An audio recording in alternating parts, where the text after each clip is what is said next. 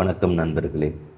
இன்றைக்கி நம்ம piece curious look YouTube சேனலில் பார்க்க போகிற கதை பூ அழகிரிசாமி அவர்கள் எழுதிய தரிசனம். வாங்க கதைக்குள்ளே போகலாம். மழை கொட்டு கொட்டு என்று கொட்டி கொண்டிருந்தது. 5 நாட்களுக்கு முன் பிடித்த மழை இன்னும் நிற்கவில்லை. வெளியே தலை காட்டவோ கால் வைக்கவோ முடியாத நிலையில் கிராமத்தில் ஒவ்வொருவரும் வீட்டோடு கிடந்தார்கள். அந்தி சந்திகளில் கூட தெருவில் மனித நடமாட்டத்தை காண முடியவில்லை. எங்கு பார்த்தாலும் ஒரே வெள்ளக்காடு. 2 வீடுகளில் பலகீனமான மண் சுவர்கள் விழுந்து விட்டன. அன்றாட கூலி வேலை செய்து ஜீவித்து வந்த மக்கள் ஒவ்வொரு நாளையும் எப்படித்தான் கழித்தார்களோ. மளிகை கடை ஆறுமுகம் பிள்ளை வீட்டின் தெரு திண்ணையில் தட்டி வைத்து கட்டப்பட்ட ஒரு மூலையில் 2 மனித ஜீவன்கள் தூங்கிக் கொண்டிருந்தன. 2ம் அனாதைகள். ஆனால் எங்கெங்கோ பிறந்த இந்த 2 அனாதைகளும் சந்தர்ப்ப விசித்திரத்தால் ஒரு திண்ணையில் ஒரு பாயில் படுத்துறங்கும்படி நேர்ந்தது. அந்த இடம் முத்துப்பிள்ளையின் வாசஸ்தலம். 10 வருடங்களாக அந்த மூலையில்தான் அவர் படுத்து உறங்குகிறார். ஒருவருக்குத்தான் தாராளமாக படுத்துக்கொள்ள அங்கே இடம் உண்டு. அந்த குறுகிய பகுதியில் ஊருக்கு புதியவனான ஆண்டியப்பனும் பங்குக்கு வந்து சேர்ந்து விட்டதற்கு இந்த மழைதான் காரணம். ஆண்டியப்பன் ஏதோ ஒரு தூரத்து கிராமத்தை சேர்ந்தவன். வயது 13 இருக்கும். அவனுக்கு தாயும் இல்லை, தகப்பனும் இல்லை. அனாதையாக வயிற்று பிழைப்புக்கு வழி தேடி அந்த கிராமத்திற்கு வந்து சேர்ந்தான். ஒரு பெரிய வீட்டில் மாடு மேய்க்கும் வேலை கிடைத்தது. 2 நேர கஞ்சியும் 1 நேர சாதமும் தான் சம்பளம். தொழுவிலேயே உட்கார்ந்து சாப்பிட்டு விட்டு தொழுவிலேயே ஒரு மூலையில் படுத்து கொள்வான். இப்படியே 2-3 மாதங்கள் கழிந்தன. அப்புறம் அடைமழை பிடித்து கொண்டு விடவே தொழுவில் படுத்து கொள்ள முடியாமல் போய்விட்டது. மண் தரையெல்லாம் ஈரச் சதுப்பேறி பனிக்கட்டியாக குளிர்ந்தது. சுவர்களோ அதையும் விட மோசம். மாட்டையை கடித்து இரத்தத்தை உறிஞ்சும் பெரிய பெரிய கொசுக்கள் வேறு ஏகமாக பெருகி முகம், முதுகு, கைகால்கள் என்று அவன் உடம்பு முழுவதையுமே சித்திரவதை செய்து கொண்டிருந்தன. இந்த சூழ்நிலையில் போர்த்தி கொள்ள ஒரு கந்தை கூட இல்லாமல் ஓலைப்பையில் தூங்குவது எப்படி? இம்சை பொறுக்கப்பட மாட்டாத அந்த பையன் தன் துயரக்குரலுக்கு பைத்தியக்கார முத்துப்பிள்ளை ஒருவர் தான் செவிசாய்ப்பார் என்று நம்பி அவரிடம் வந்தான். தாத்தா, ராத்திரிக்கு நான் திண்ணையில் வந்து படுத்துக்கொள்ளட்டுமா என்றான். முத்துப்பிள்ளை அவன் முகத்தை பார்த்து கொண்டிருந்தாரே ஒழிய பதில் சொல்லுவதற்கு வாயை திறக்கவில்லை. ஆண்டியப்பன் மறுபடியும் தன் வேண்டுகோளை தெரிவித்தான். மொத்தம் 6 தடவைகள் அவன் வாய் திறந்து கேட்ட பிறகுதான் திண்ணையா என்றார் முத்துப்பிள்ளை. ஆமாம், படுக்கவா?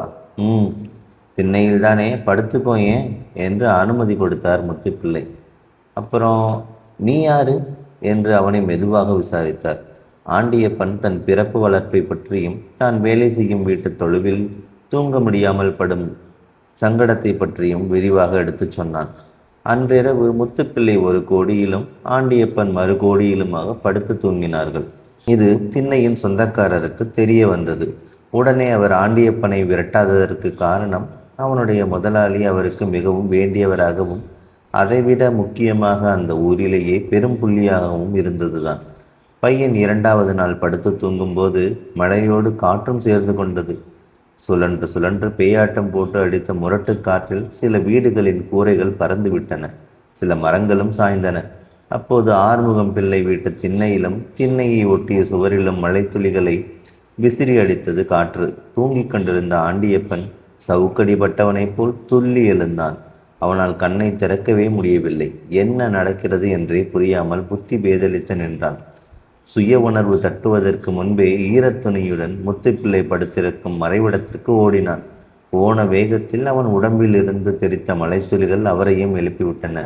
அவர் என்ன ஏது என்று விசாரிப்பதற்கு முன்பாகவே ஆண்டியப்பன் பேய்க்கு பயந்து ஓடி வந்தவனைப் போல் வாய் புலறிக்கொண்டே மழை மழை என்று புலம்பினான்.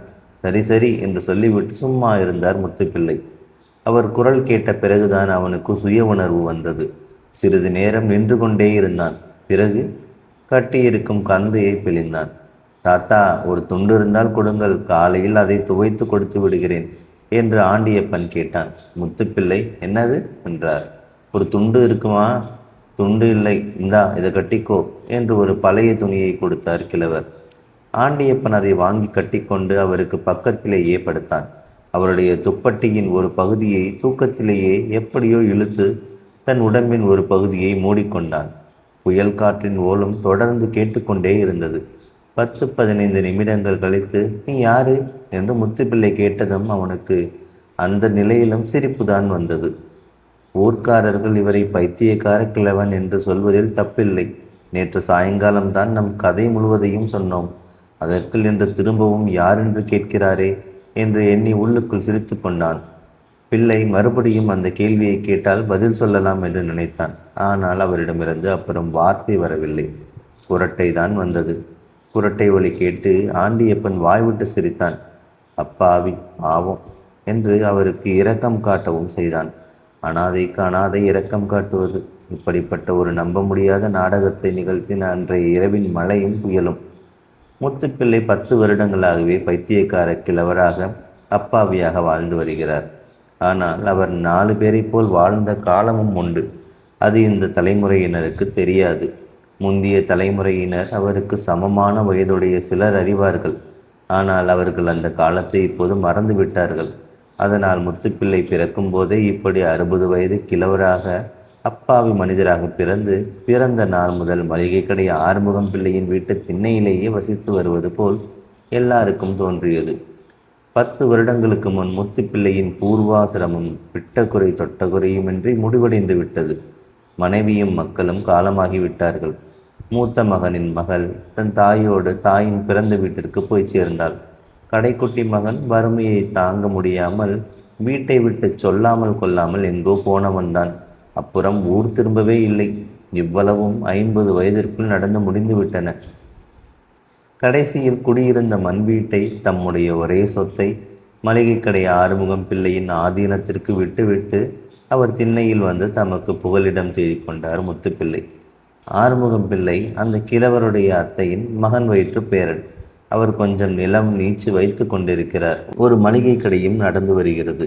அவரும் அவர் மனைவியும் அனாதையாக வந்து சேர்ந்த கிழவருக்கு தம்முடைய வீட்டு திண்ணையில் இடம் கொடுத்தார்கள். அவர் அன்றாடம் கூலி வேலைக்கு போய் சம்பாதித்து கொண்டு வரும் காசை வாங்கி கொண்டு சாப்பாடு போட்டார்கள்.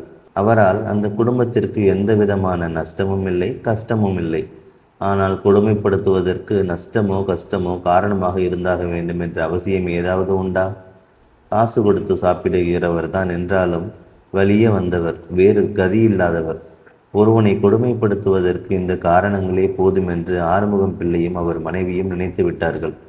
முத்துப்பிள்ளை சாப்பிட வரும்போதெல்லாம் வசை மாறிதான். பேய் தீனி தின்கிறார் என்பதிலிருந்து எதிரே வந்தால் சகுனத்தடை என்பது வரை எத்தனையோ நீஷ்ட வார்த்தைகள். தண்ணீர் கொடுக்கும் பாத்திரம் தரையில் வைக்கப்படும் பொழுது 7 வீட்டிற்கு சத்தம் கேட்கும். பாதி தண்ணீர் கீழே சிந்தி போகும். மறுதடவை தண்ணீர் கேட்டுவிட்டாலோ மீண்டும் 1 மணி நேரத்திற்கு வசை மாறிதான். இத்தனை அவமானங்களை சகித்து கொண்டு அங்கே கிடக்க வேண்டிய அவசியம் எதுவும் இல்லை. அங்கே கொடுக்கும் காசை வேறு இடத்தில் கொடுத்தால் நல்ல சாப்பாடு போடுவார்கள் என்பதும் உண்மைதான். இது சிறு குழந்தைக்கும் தெரியக்கூடிய சர்வ சாதாரணமான விஷயமே. ஆனால் இவ்வளவு தூரத்திற்கு அவரால் சிந்திக்க முடியவில்லை. கஷ்டமோ நஷ்டமோ உறவு முறைக்குள் கிடந்தால்தான் மரியாதை என்று ஆரம்பத்தில் நினைத்து கொண்டு வந்து சேர்ந்தாரோ அந்த முடிவு அவரை அப்படியே தலையிட்டு நிறுத்திவிட்டது. பொறியும் புத்தியும் கலங்கி வந்த மனிதனை கொடுமையும் கொல்லும் சொற்களும் சேர்ந்து அறவே பைத்தியமாக்கிவிட்டன. விரட்டினாலும் போகாமல் விளக்கிலேயே வந்து விழும் பூச்சியாக மாறிவிட்டார் முத்துப்பிள்ளை. இதை நன்றாகவும் தெளிவாகவும் அறிந்து கொண்டார்கள் ஆறுமுக பிள்ளையும் அவர் மனைவியும். என்றாவது ஒரு நாள் ஒரு வார்த்தை அன்பாக பேசிவிட்டால் அப்படியெல்லாம் அவர்களால் பேசவும் முடியாது. முத்துப்பிள்ளை புத்தி சுவாதீனம் அடைந்து வீட்டை விட்டு போய்விடுவார். அவர் வருமானத்தின் மூலம் மாதம் மிஞ்சும் 10-15 ரூபாயை இழக்க வேண்டியிருக்கும் என்ற பயம் கூட அவர்களுக்கு உண்டாகிவிட்டது. அதை வைக்க வேண்டிய இடத்தில் தான் வைக்க வேண்டும் என்று அவர்கள் எத்தனையோ தடவைகள் பரஸ்பரம் சொல்லிக் கொண்டார்கள். முத்துப்பிள்ளை நாள் தவறாமல் கூலி வேலைக்கு போவார். வேலை இல்லாத நாட்களில் வீட்டு வேலைகளை ஓய்வொழிச்சல் இல்லாமல் செய்து கொண்டிருப்பார். வேலையே அவரது இயற்கையாக அவர் உயிரோடு இருப்பதை அவருக்கு சுட்டிக்காட்டும் சின்னமாக இருந்தது. இப்படிப்பட்ட மனிதர் சேர்ந்தாற்போல் 4-5 நாட்கள் கையை கட்டிக்கொண்டு உட்கார்ந்திருக்கும்படி நேர்ந்து விட்டது இந்த அடைமழையினால். இது 10 வருட காலத்தில் அவருக்கு ஏற்பட்ட மிகப்பெரிய சோதனை என்றே சொல்ல வேண்டும். வேலை இல்லாமல் வருமானம் இல்லாமல் பழியாக கிடந்து தண்ட சோறு சாப்பிடுவதாக ஆறுமுகம் பிள்ளையும் அவர் மனைவியும் அவரை மாற்றி மாற்றி நெருப்பில் வாட்டி எடுத்தார்கள். நல்ல வேளையாக அவரை நெருப்பு அதிகம் சுடவில்லை. ஏற்கனவே உடம்பும் மனமும் உணர்விழந்து போயிருந்தது. அவருக்கு அந்த சமயத்தில் ஓரளவு பாதுகாப்பாக இருந்து உதவியது. ஒரு நாள் இரவு மழை சற்று மட்டுப்பட்டது. சிறு தூறல் மட்டும் லேசாக தூறிக்கொண்டிருந்தது. அமைதியான நேரம். பக்கத்தில் ஆண்டியப்பன் தூங்கிக் கொண்டிருந்தான். எப்படியோ விழிப்பு தட்டி எழுந்த முத்துப்பிள்ளை சிறிது நேரம் பாயில் உட்கார்ந்து கொண்டிருந்தார். தூங்குகின்ற பையன் யார் என்பது அவருக்கு அப்பொழுது பளிச்சென்ற ஞாபகத்துக்கு வரவில்லை. வெகு நேரம் சிரமப்பட்டு யோசித்த பிறகுதான் அவன் யார், எப்படி அங்கு வந்து சேர்ந்தான் என்பவையெல்லாம் நினைவுக்கு வந்தன. அவன் மேல் கலைந்து கிடந்த துணியை எடுத்து நன்றாக விரித்து போர்த்தினார். அந்த சமயத்தில் சுவர் மூலையில் ஒட்டு தாழ்வாரத்திற்கும் சுவருக்கும் இடைப்பட்ட ஒரு சிறு பொந்திலிருந்து சிலுக் சிலுக் என்று குருவி குஞ்சுகள் கத்துவது காதில் விழுந்தது. ஒரு பெரிய குருவி பொந்திலிருந்து வெளியே வந்து சிறகடித்து பறப்பதும் திரும்பவும் பொந்துக்குள் போவதும் ஒரு நிமிஷத்தில் பழையபடியும் வெளியே வந்து வட்டமிட்டு பறப்பதுமாக இருந்தது. அந்த இருட்டு மூலையில் அது கண்ணுக்கு தெரியாவிட்டாலும் காதில் விழும் சத்தத்தை கொண்டு யூகிக்க முடிந்தது.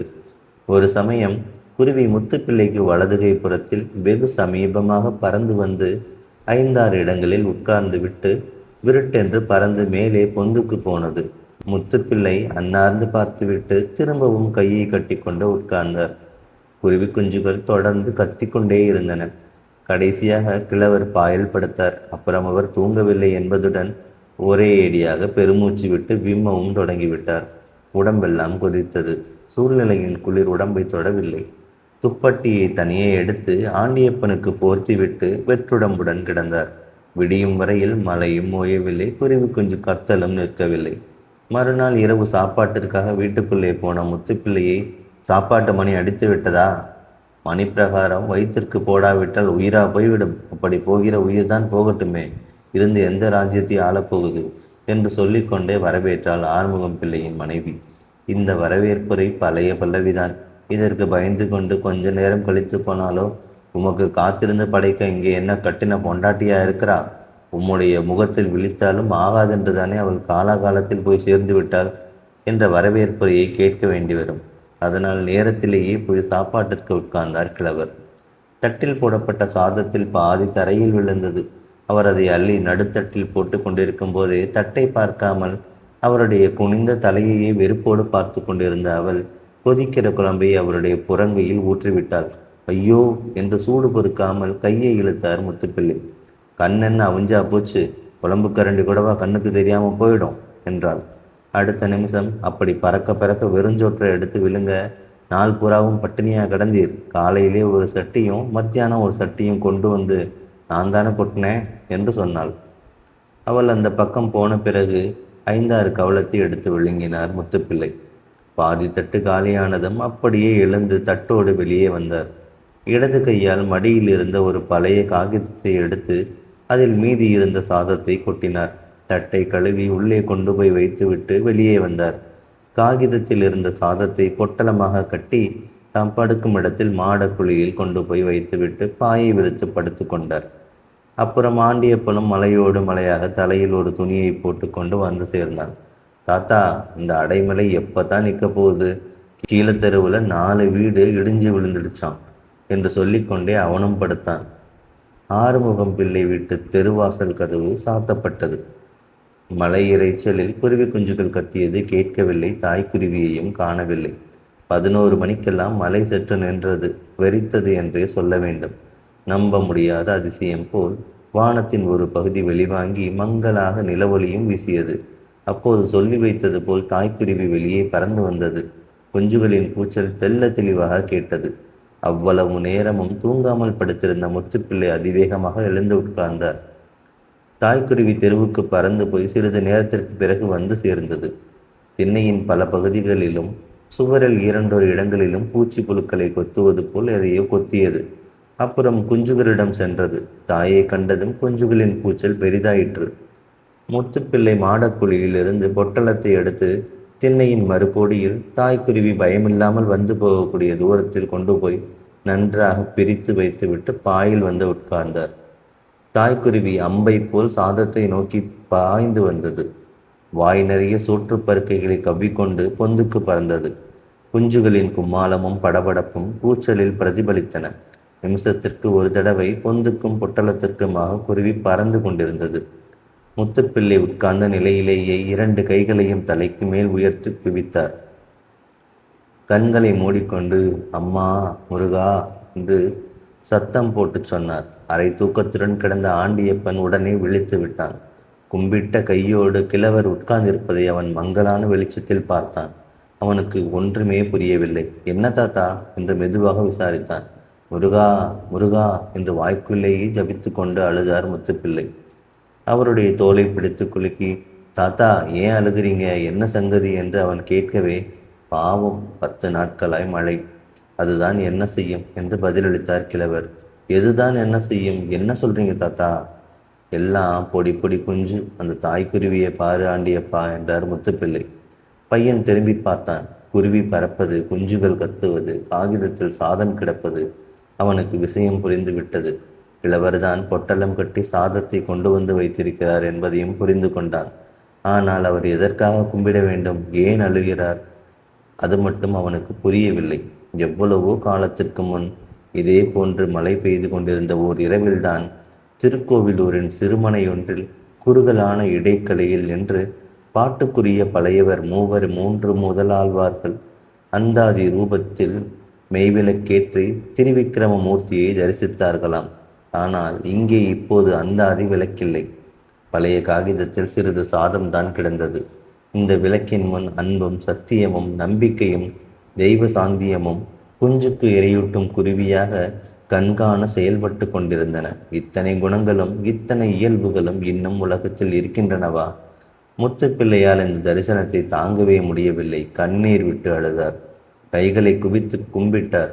வைத்தியக்கார கிழவன் தன்னையே கும்பிட்டு கொள்ளாமல் வேறு எதையோ போய் தொழுகிறானே என்று ஆண்டியப்பனின் அந்தராத்மா எண்ணியதோ என்னவோ அவரை நோக்கி கைகூப்பி தொழும்படி அவனுக்கு கட்டளையிட்டது. திரு கு. அழகிரிசாமி அவர்கள் எழுதிய தரிசனம் சிறுகதை இதோடு முடிவெற்றது. மீண்டும் இன்னொரு நல்ல கதையோடு உங்களை சந்திக்கிறேன். நன்றி, வணக்கம்.